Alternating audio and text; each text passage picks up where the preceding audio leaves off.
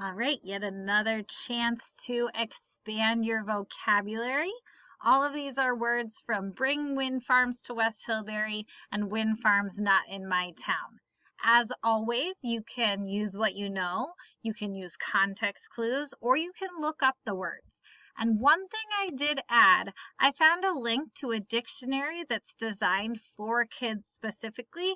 There's more than one out there. This is just one example that often puts the definitions in simpler language, because sometimes when we look up a word that we don't actually understand the definition, and that's not what I want for you. So use this link if just looking it up on Google still doesn't make sense, and that might help. One other thing I want to point out for a word like maintaining.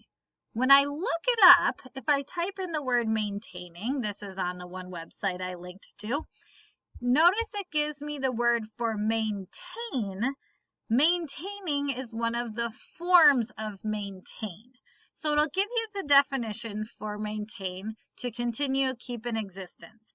Okay, so that means maintaining is continuing or keeping in existence. You can keep or maintain friendships.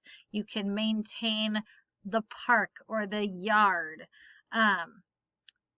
So there's different forms of the same word, and just be really aware of which form you are using. That being said, if you want to do the ed form instead of the ing form, that's okay, but make sure you are using the same meaning as was used in the text. All right? There's 4 that you have to do. There's 4 that you can choose to do. Now, if you're someone who zooms through all the assignments really quick, doing these 4 extra would be a good idea to give you some extra practice. And notice some of them might be even simpler words like peaceful. You might already know what that means without looking it up, so that could be a simpler one. So even if you want to do these 4 and 1 or 2 of these bottom ones, that's fine.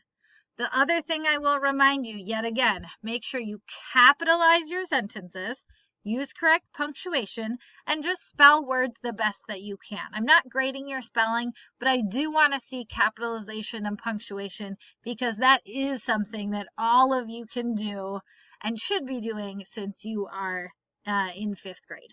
All right, let me know if you need help with any of the words, understanding what they mean. I am more than happy to give you examples and help you understand them. Good luck.